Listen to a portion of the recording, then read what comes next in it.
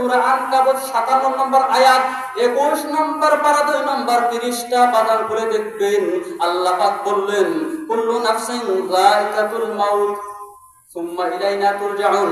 অর্থাৎ প্রত্যেকটা প্রাণী যাদের জান আছে, জীবন, প্রত্যেকটা প্রাণীকে মৃত্যুর স্বাদ গ্রহণ করতে হবে। তারপরে আল্লাহ পাক আরো বলেন তারপরে আমার কাছে আসতেই হবে, প্রত্যাবর্তিত হতে হবে। বিষয়টা বুঝতে পারছি? তাহলে আমরা আল্লাহর ডাকে সাড়া দিলে আল্লাহর ডাকে যাবো কিনা বলেন তো? আল্লাহ পাক যদি ডাকে আমরা সবাই আল্লাহর কাছে যাবো কিনা? মাশাআল্লাহ।